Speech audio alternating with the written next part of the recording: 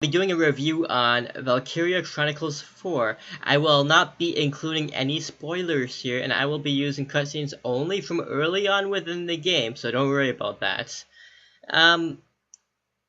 So this game, Valkyria Chronicles 4, is the latest game of its series, and let me give you a brief history of the Valkyria Chronicles franchise. Originally, Valkyria Chronicles was released as a PlayStation 3 title. It was an amazing early PS3 title, but for some reason, unfortunately, it didn't sell well commercially. It wasn't a commercial success at all. Did pretty badly. But the thing is, if you were ever looking to buy a PS3 back then, people would always yell, rightfully so, that Valkyria Chronicles was actually a very nice, lengthy, one-of-a-kind tactical JRPG, and probably one of the only 3D tactical RPGs ever released, especially at the time. And it was true. Valkyria Chronicles and a few other titles like Demon Souls and Ratchet and Clank, they were amazing exclusive early PS3 games.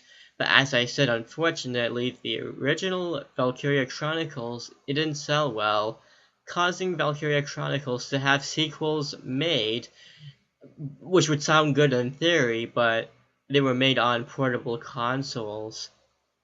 Specifically at the time, the PlayStation Portable, the PSP, and this caused the future titles in the series to become more low-budget games, to the point where even in the main storyline, there would be heavily recycled levels in the second and third game. Hell, even the third game is just reusing all of the same levels from the second game, and the second game was reusing its own levels through its campaign mode.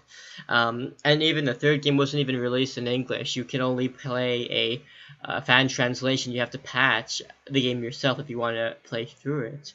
But interestingly, I played through all of them, and I actually found that the second and third games were good in my opinion. It's sad that the gameplay and the graphics were really budgeted to being delegated to be on the PSP. The stories of the game weren't half bad. People were saying, oh, it's like the second game is a high school anime, but the second half of the game actually sees another war, and the game gets pretty dark. It actually shows a lot of shit going on. I think that the second game, no spoilers, but the second game was trying to establish a happy-go-lucky environment after the war, and then it shows another war brewing, that kind of. That's what they were going for. Don't be fooled. It's not like a slice of life anime. No, it looks like it is. It really isn't. And the third game is really emotional, and it has a really, really dark storyline, and it was an exceptional story. And yeah, although you'd see a lot of these silly JRPG tropes in the games, they weren't half bad games, don't worry. So later on, a couple of years later, in 2014 now, Valkyria Chronicles was ported to the PC and offered on Steam for a very cheap discounted price. Not full retail price, no. It was a very cheap price, and it sold extremely well.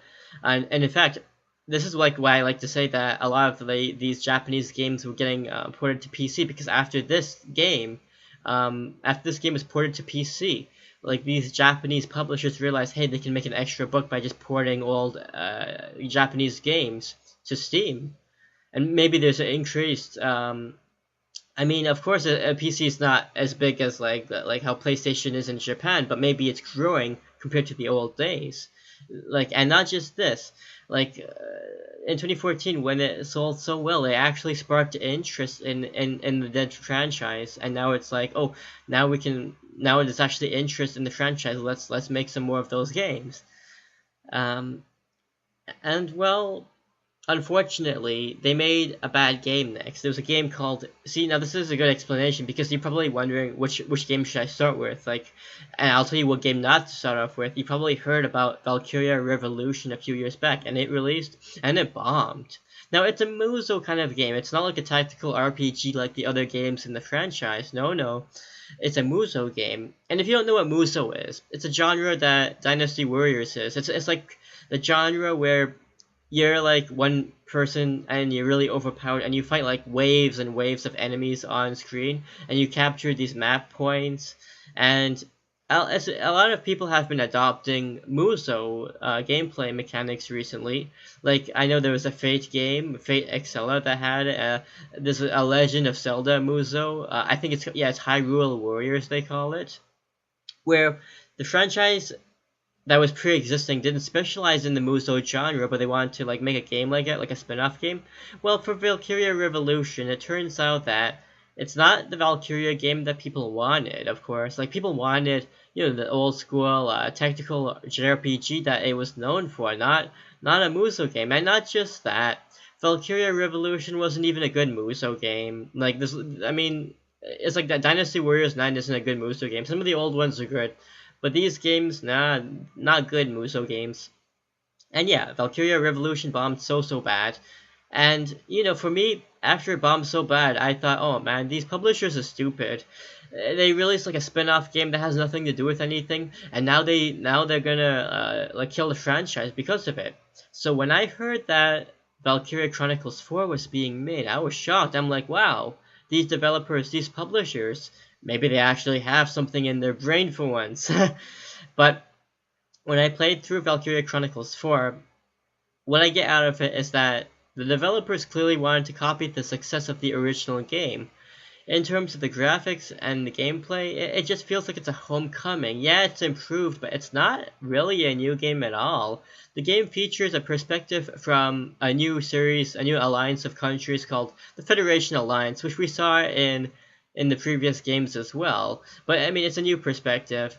But unfortunately, it still feels like they just wanted to copy the success of the first game. There have been problems that used to exist in the original title in the first game that they fixed. So all squad mates, basically, like, this game is not, like, how should I explain it? This isn't like Disgaea. Like, this game doesn't have generic, this is like Fire Emblem. You can't make generic squad mates. Your squad mates are kind of recruited as you pass through certain missions, certain story points, and certain side missions, optional skirmishes they call them. And so what I mean is that you can't make generic squad mates.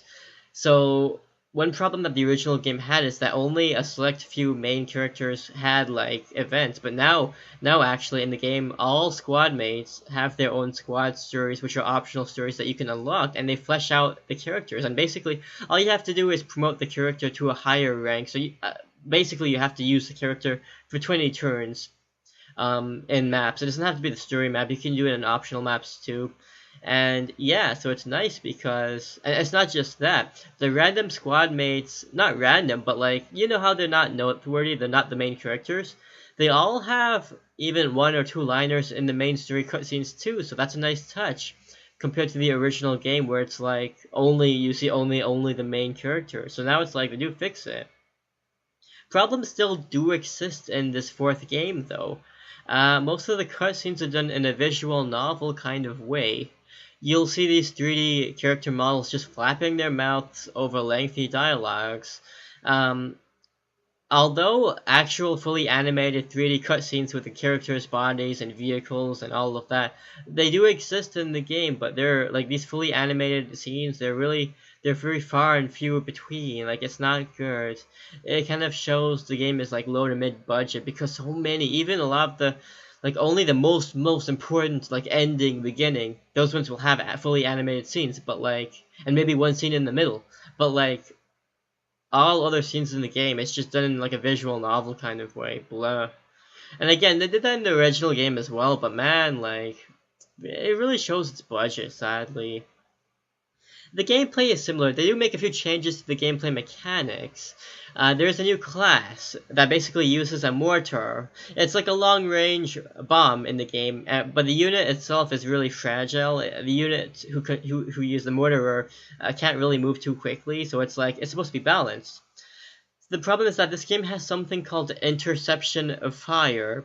Interception fire is like, well, on an enemy turn, let's say you have your characters stationed around a base. As the enemy approaches your base, even if you don't have a turn, your characters will automatically attack the enemies approaching it'll automatically attack the enemies that's approaching you, and vice versa. If you're approaching the enemy that's already like stationed somewhere, you're gonna get attacked. The problem is that the mortar doesn't really fit in with this. It's annoying because if I if I station my mortarer somewhere, to be on the defensive, like it usually misses the enemy. It only hits the tank. The tanks are big and clunky, so it hits the enemy tanks fine. So that's useful against them. But the enemies are so tiny and fast. Like the problem is that the AI knows where your army and your bases are. So the AI like beelines straight for like your enemies, which causes your mortar to miss. Like, but when you go to the enemy base, you don't know where the enemy base is, so you're gonna kind of like zigzag around a bit looking for the enemy base, unless you look up a guide beforehand, which means that the mortarer on the enemy side is always gonna hit you. But like your mortarer will never actually like hit the enemy, which will be extremely frustrating. A lot of people will keep commenting this. I got so many responses on my streams. Everyone's like, well, damn, this sucks. Like, this is stupid. Because they'll hit you with perfect accuracy. The situation is alleviated because like the developers did make spots in the game where you get shielded. Like they'll have a metal overhead um around the bases, around certain bases, so it's like, oh, the mortarer can't actually hit your character's head, so that's fine. But only certain levels are designed with this aspect in mind. Some levels, they have so many enemy mortarers, and they didn't put these kind of barricades around, so it's kind of stupid. Now, one of my main gripes with the gameplay is the issue of turn count. There's a turn count reward that is carried over from, like this mechanic has been in all of the games. Basically, your reward in each of the storyline missions is given in the form of money and experience, and you use that for training your squad, the experience, and you use that you use the money for upgrading your character's equipment, like the guns, the armor, that kind of stuff. Now, how much of that you get depends on how many turns it took for you to beat the mission and nothing else. So there are generic side missions you can do if you want to keep grinding money, grinding experience, but let's say you don't want to do all that stupid grinding. The situation that happens in the game is that the rich get richer and the poor get poorer. If you can beat the levels in a shorter amount of turns, which happens if you're better, like, equipped, better experience, then you're gonna keep like beating it like more easily. And then if you're struggling, you're gonna keep struggling even more, because when you struggle, you take more turns, and then you take more turns, you get less experience. Then it's like you barely get any experience. Your forces are weaker. Then you go to the next mission, takes even longer, and boom, cycle continues. Rich get richer, poor get poorer. It's stupid. So the thing is that in the original like Valkyria Chronicles 1, way back a long time ago, I didn't know the mechanics. I was new, and I kept getting bad mission ranks. It took me too many turns to beat the missions. I would get less experience, less money, and then I kept cycling. See, now though, in the fourth game, I know how turn count mission ranks work. So now I kept beating all the missions in a couple of turns, getting perfect ranks, and now I'm getting insane experience, and now I'm getting insane like of upgrades for my classes, and it keeps continuing. So it's a really stupid structure in my opinion, because it discourages the players from actually like wiping out the enemies, from exploring. Instead, it emphasizes only doing the mission and only the mission, which is understandable, but it's not like a perfect system. It could have been implemented better, and I'm surprised with the fourth game in the franchise, they still never like bothered like making some revisions to it. Like, I know that basically, in a lot of the missions, there was a problem in the old games where you can just run across the map, just use a grenade to quickly, like, knock enemies around and then capture the base. Like, you don't have to capture mini bases along the way. You can just rush to the enemy's main base, or you can just rush to defeat the boss, and that was it. And if you actually focus all your resources on a couple of units to do so, you'd get amazing mission ranks, which is a really stupid way to play the game. So the mortarers, it seems to have been made to stop you from running, but there's always ways to get around them. There's always ways to break through the game. And again, if you put all the upgrades on one character, you can just use that one character to run across the map. Certain characters are more powerful than the other ones, so, you know, the game is just, it is really broken. And in my playthrough of the game, I just rushed through the game. I mean, it's not like you're missing the story, because there's not really much story in like the actual mission itself, but like you know, if you complete the missions too well, it's like, yeah, it's just stupid. You know, a lot of people have complained in the past, and they never bothered to fix it. They just like keep doing the same thing they always was doing. The storyline of the game is okay. It does have character deaths, and there's actually a lot of sad scenes. But at the same time, it's like a JRPG, and you're gonna get funny JRPG tropes like the beach scenes and all of that. What the game tries to do is it tries to include these kinds of filler scenes as interludes in the game, and it's the way that the game denotes it, interludes. The interludes are just sections of cutscenes that, or like the filler, you don't really have to watch them so much to progress through the storyline of the game. Now, sometimes you don't want to miss those because it does have a character interactions that carry over, that are vital to understand the whole game. But sadly, when I look at the storyline of the game, it really does seem like fans. I don't know if I should call it fan servicey, but it's really just inspired from the original. It doesn't really take any risks. If it does take any risks, they're really small risks, and the game takes place like concurrently with the original Valkyria Chronicles 1, so it's not like it's a new game. You know what I mean? It's not like there's new surprises. The game does suffer from the issue of being a prequel game. So overall, it is a fun tactical JRPG title, and it is a really unique kind of game. You won't really see any other game like this. No one copies this kind of game. The only game that's remotely similar to this is XCOM, and you know, both of these games have really long development cycles. You don't see them being released often. Overall, the game is very lengthy. You'll be getting a good bang for your buck. The main storyline is about the same as the original title, maybe about 30-40 hours. It is lengthy, maybe added up to 50-60 hours if you want to do all the side missions and stuff. As I said, there's many optional squad missions that you can do that flesh out your your squad mate character. Sorry, your squad mate character.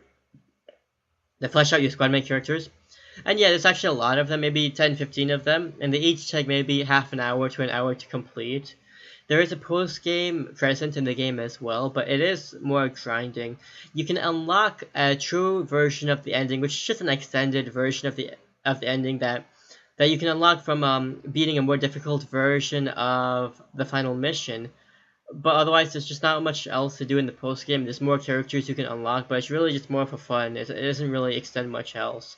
There's a few optional cutscenes you can unlock from the post game, but there's not much else. It is a lot more grinding, sadly.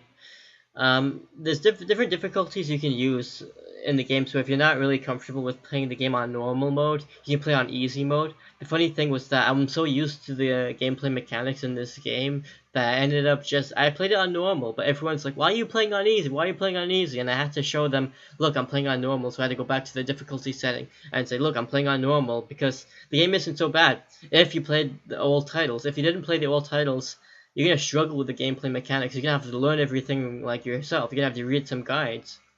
So that's my 2 cents about the difficulty. The game does have DLC that add optional missions, DLC pre-order bonuses. I ignore all that shit. I don't do that shit. I'm just judging only based off what I bought with the regular version of the game. But overall, I don't know. I'm kind of ambivalent, maybe a little bit even on the disappointed side. And I just don't know why. It's been so long since I played the original game, the original Valkyria Chronicles, but it just feels like more of the same, and it actually feels tiring, even though it's been over like a decade. And I played the sequels years ago, and I played the original game a decade ago, and I feel bored.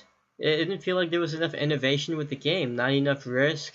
I didn't feel like there was enough bosses in the... Well, there's bosses, but like... I don't know, like so much of the game still seems recycled somehow.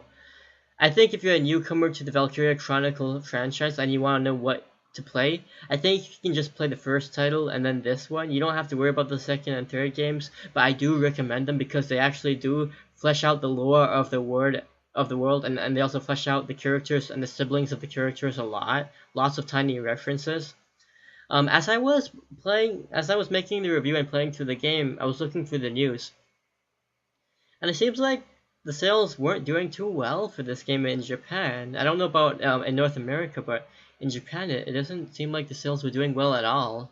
It sucks because I don't know why. Maybe it might even be the end of the franchise.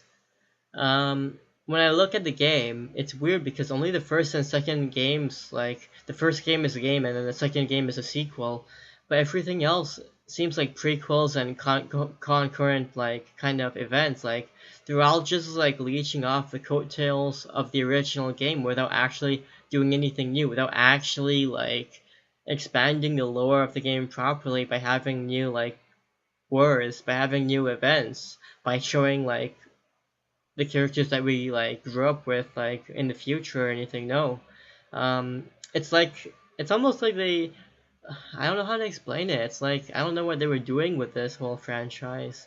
um I mean, even though they have like new unique levels and gameplay stuff in this game, it doesn't feel that much different from the original game.